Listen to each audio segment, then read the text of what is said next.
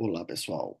Sejam todos muito bem-vindos a mais uma saga da Histologia em Foco, um podcast para quebrar os principais paradigmas para transformar a microscopia e a histologia médica em algo simples, simplificando hoje uma das principais glândulas do ser humano, que é a glândula pituitária, ou também denominada de hipófise.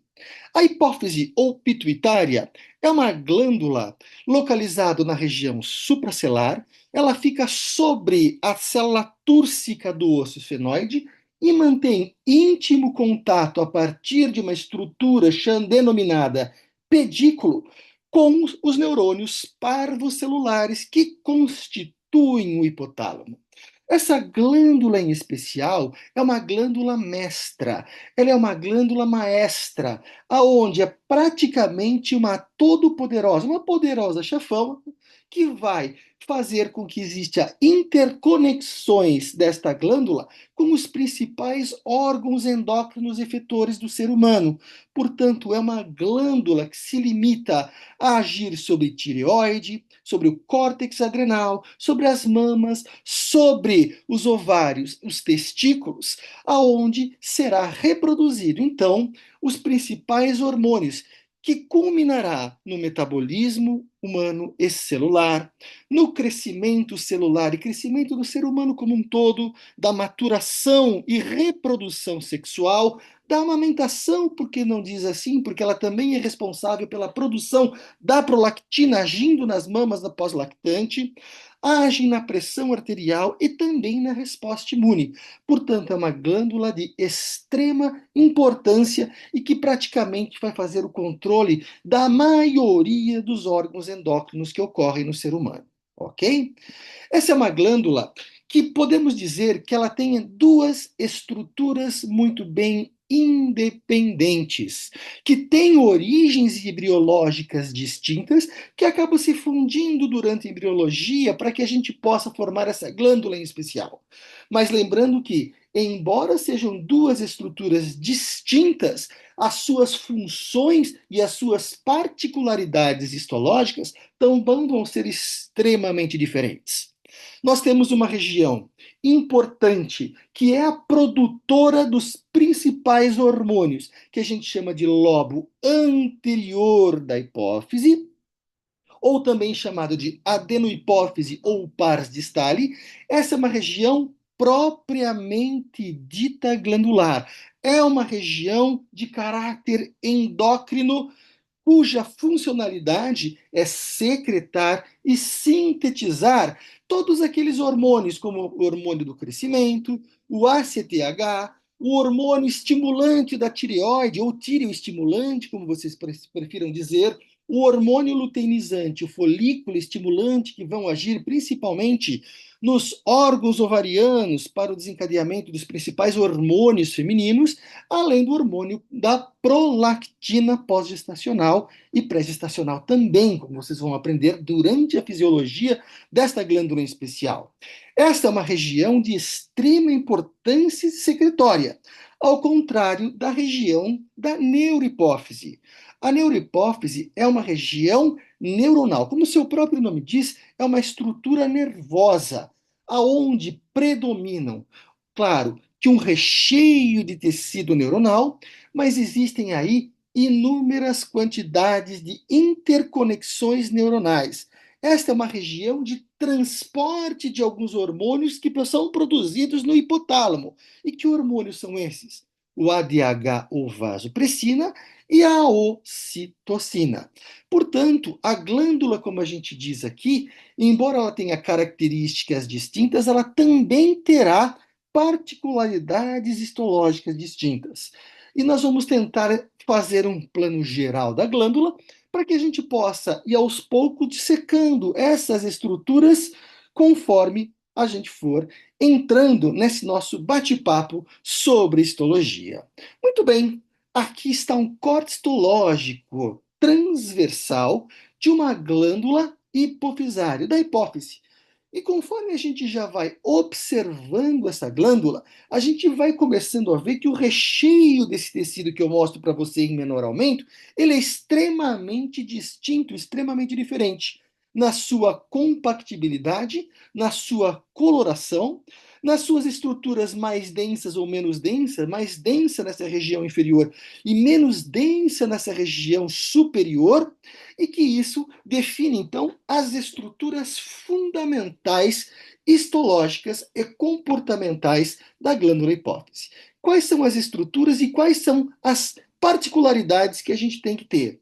A gente tem que ter que essa glândula, histologicamente, ela é dividida em diversas formas, em diversas compatibilidades, principalmente a adenopófise, mas que quando estudamos dentro da histologia, nesses cortes específicos explorados por HE, nós vamos dividi-la em três porções distintas. Uma porção que eu disse para vocês que ela é chamada de pars distalis, também chamada de neurohipófise, como eu mostro para vocês. Uma região que fica entre essa neurohipófise e também a adenopófise, chamada de pars intermédia, e a neurohipófise propriamente dita, que é essa região menos densa, que é muito que existe muita quantidade de neurônios. E essa região mais esbranquiçada que você tem são as baías de mielina, deixando ela menos densa quando comparadas àquele parênquima ricamente celularizado que sintetizará toda a porção hormonal que vai fazer toda aquela distribuição dos hormônios para os órgãos efetores. Combinado? Então vamos entrar para vocês aqui num plano que é muito importante, talvez a porção mais importante desta glândula, que é a porção da adenopófise. Prepare-se, se assente e vamos tentar digerir o máximo de informações para que a gente possa descomplicar a histologia nesse momento. Como a gente costuma falar para vocês, todos os órgãos a gente diz que existem algumas partes. Algumas partes que a gente vai construindo de fora para dentro.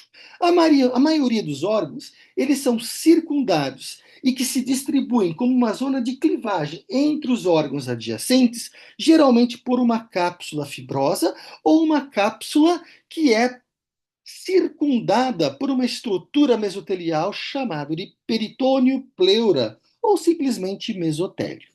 Aqui na hipófise, pessoal, o que a gente terá é uma área extremamente fibrosa, composta por um tecido conjuntivo denso, não modelado, aonde ele começa a exibir septos, a infiltrar septos, e esse septo traz consigo uma rica vascularização, tanto para nutrir o órgão da adenohipófise, como a hipófise como um todo, mas principalmente essa área da adenohipófise, como também essa vasculatura serve para receber os principais hormônios produzidos pelas glândulas, ou pelo menos pelo conteúdo celular que faz com que essa hipófise toda seja considerada uma glândula endócrina.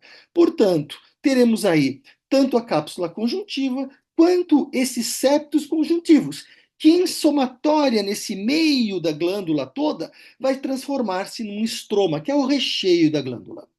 Mas se todos os órgãos mantêm essas mesmas características, o que faz com que a glândula hipofisária, na sua porção da pars distalis ou da adenohipófise, seja bem particular e seja reconhecida como essa estrutura em particular?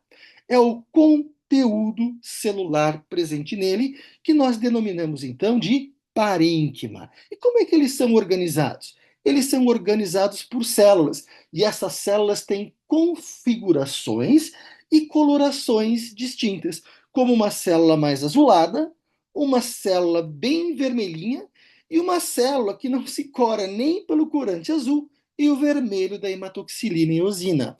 São chamadas de células, é, são chamadas de células que não se coram, ou seja, células anfofílicas, perfeito? Esse conteúdo todo, em conjunto, é o que vai dar origem, então, a esse parênquima hipofisário. Esse parênquima, mais uma vez, produzidos, então, pelos constituintes celulares. Quais são eles? as células azuladas, que a gente chama de cromófilas basófilas, que têm uma afinidade importante com um corante chamado de hematoxilina, corando-se mais para a região azulado, para a região arroxeada. Nós temos aí um corante da eosina, que vai ter maior afinidade para células cromófilas, aí sim, acidófilas. Acidófilas pela afinidade pela eosina. Então ele vai se corar em avermelhado, em uma coloração vermelha.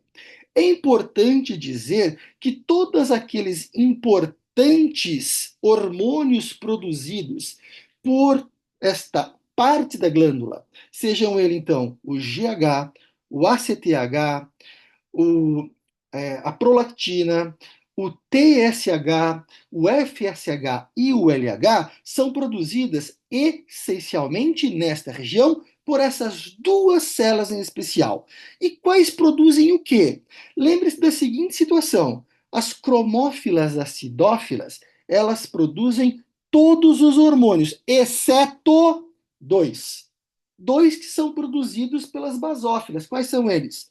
O GH, que é o hormônio do crescimento, e a prolactina, enquanto o restante desses hormônios serão produzidos essencialmente pelas células cromófilas acidófilas. E quais são as outras células que compõem o sistema todo do parênquima hipofisário, pelo menos da partes distales da adenopófise? São as células que não se coram nem por uma nem por outra cor do hematoxilina e eosina, chamada de células anfofílicas, que são denominadas para nós dentro da histologia como células cromófobas, ou seja, ela tem medo, ela não tem afinidade, ela rechaça os corantes, transformando num citoplasma um pouquinho mais claro, sem os tonalidades coloridos que a gente está acostumado a ver. Essa celularidade em si parece ainda não se ter a exata ou a acurada funcionalidade delas. Não se sabe muito bem ainda o que elas produzem e a sua finalidade. Mas se ela existe, ela deve servir para alguma coisa.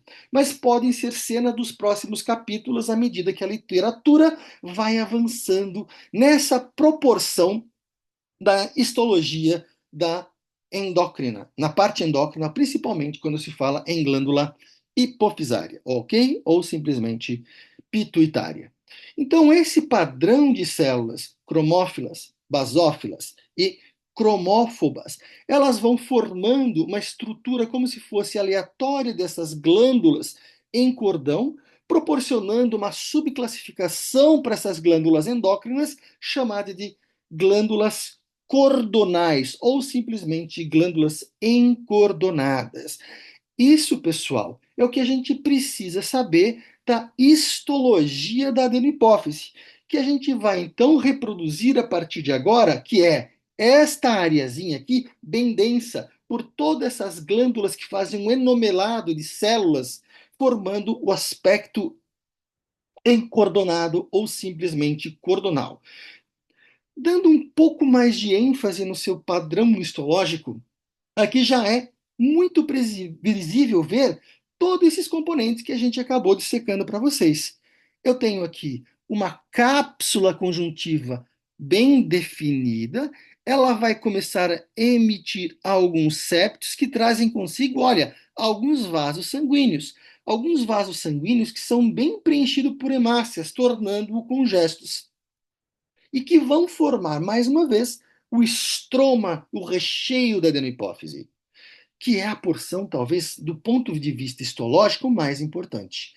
E à medida em que a gente vai começar a olhar com um pouquinho mais de detalhe, a gente já vai enxergando todo esse padrão de enovelamento daquela tríplice celularidade. Quais são essas celularidades mesmo? Cromófilas acidófilas, cromófilas basófilas e as famosas cromófobas. Vamos ver com um pouquinho mais de detalhe. Aqui a gente já começa a ver que existe uma miscelânea de cor. Vamos começar pela ordem que a gente apresentou para vocês. Aqui nós temos alguns cordões, ó, com o citoplasma um pouquinho mais azulado, quando se compara a esta célula, por exemplo. Esse citoplasma mais azulado é o que configura, então, a celularidade chamada de cromófila acidófila, que, para vocês não esquecerem, é produtora de dois hormônios importantes, o GH e a prolactina. Em contrapartida, esta região mais avermelhada em forma de cordonal, parece um monte de tomatinhos, olha só que bonitinhos aqui, ó. Eles são particularmente denominados de cromófila acidófila, e são os produtores, então, dos outros hormônios mais importantes para os órgãos efetores. Ok, pessoal?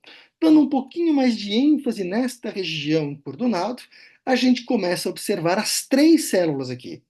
Nós temos, mais uma vez, as cromófilas, olha só, basófilas, com o citoplasma mais arroxeado. Vejam que o núcleo aqui, ó, é um núcleo vazado, por vezes com nucleolo evidente e com bastante, olha só, a região de heterocromatina, característica de bastante sintetização dessas células. Em contrapartida, nós temos aqui o outro componente celular, com o citoplasma bem vermelho. Quando a gente observa, parece que o contraste é extremamente importante. Tá? E é mais fácil a gente acabar proporcionando para vocês essa distinção a partir dessa distinção da coloração do citoplasma. E onde estaria a celularidade cromófiba, aonde são células mais de citoplasma claro? E elas são em menor quantidade e que nós não determinamos a função dessas células, pelo menos até o dia de hoje. Olha só esta célulazinha aqui em especial, pessoal. Essa célula a gente consegue ver que existe alguma área aqui para delimitar esse conteúdo celular, mas o seu citoplasma não se cora nem em vermelho nem em azul, tornando esse citoplasma o chamado citoplasma claro. Olha o outro contingente celular aqui, muito parecido. Aqui observando muito bem os limites celulares, e quando observamos a coloração desse citoplasma, a gente vê que é um citoplasma mais claro. Então, esses três são os três componentes fundamentais e que fazem, então, o ponto crucial, o cerne da adenopófise. E essa celularidade é que, quando nós olhamos num aspecto microscópico, seja em menor aumento, maior aumento, a gente consegue fazer a distinção e o reconhecimento daquele órgão como efetivamente sendo um padrão de adenopófise e reconhecendo a hipófise como um todo. Perfeito? Muito bem, pessoal. Mas antes da gente entrar um pouquinho sobre a neurohipófise, vamos falar sobre essa porção que praticamente fica nessa zona intermeio, ou zona intermediária entre a adenopófise e a neurohipófise. Essas zonas são chamadas de zonas ou lobo intermediário, que alguns autores chamam de pars intermédia. É uma região, pessoal, que parece que não tem funcionalidade de produção de hormônio. Parece ser apenas um contingente que existe células cordonais, existe a configuração cordonal com células principalmente basófilas nessa região, mas parece não ter uma produção, uma sintetização de hormônio. Mas é uma região que é identificável por uma estrutura em particular. E quais são essas estruturas? Essas estruturas arredondadinhas aqui, ó, que vocês veem, onde eu estou mostrando para vocês com a seta. Essas estruturas são denominadas de estruturas císticas, com um epônimo importante: estruturas císticas de Rathke, ou simplesmente cistos de Rathke. Esses cistos, basicamente, eles são patognomônicos desta região da hipófise, para que a gente possa definir efetivamente em qual região que a gente está. E essa região, denominada de pars intermédia. Entrando num ponto de vista um pouco mais próximo, numa alta magnificação desses cistos, a gente vê que essa celularidade que forma os cistos, ela não tem o mesmo contingente morfológico das células que fazem alusão à região do pars distalis ou lobo anterior, tá? Que a gente chama de adenopófise. Estas são celularidades cuboidais baixas, formando cistos que alguns autores dizem que ainda é preenchido por material coloide, ou pelo menos coloido símile, que algumas vezes até pode até ser confundido por alguns alunos um pouco menos avisados como um padrão de tireoide, mas lembre-se que não é. Isso aqui são cistos formados durante o processo embriológico na fusão da adeno para a neurohipófise e formam essas estruturas, que também parece não ter uma funcionalidade muito bem definida. Ok? E por fim, pessoal, falaremos da pars nervosa. Pars nervosa, também chamada de neurohipófise. Essa região de menor celularidade, de uma coloração um pouquinho mais esbranquiçada, porque lembre-se que esses neurônios, eles precisam fazer essa transmissão nervosa, e essa transmissão, por mais que sejam por uma ação endócrina, por mais que tenha hormônio sendo sintetizado no hipotálamo e passando por aí, ele passa por meio de junções ou de conexões sinápticas. Feito? E qual que é o conteúdo fundamental dessa pars nervosa? Essa pars nervosa nada mais é do que um tecido nervoso propriamente dito, formado por células alongadas, mas aqui a gente não tem aquele recheio de tecido conjuntivo. Nós temos aqui um fundo que a gente chama de fundo fibrilar, que é a característica de um tecido nervoso, que é a celularidade com seus prolongamentos, e esses prolongamentos vão se entrelaçando, formando uma estrutura de um arcabouço para manter todo esse componente neuronal em posição, muito bem definido e nessa arquitetura que a gente já definiu para vocês. Mas muito bem, além dos neurônios, existe alguma coisa a mais que a gente possa olhar e falar isso aqui é uma característica de uma neurohipófise?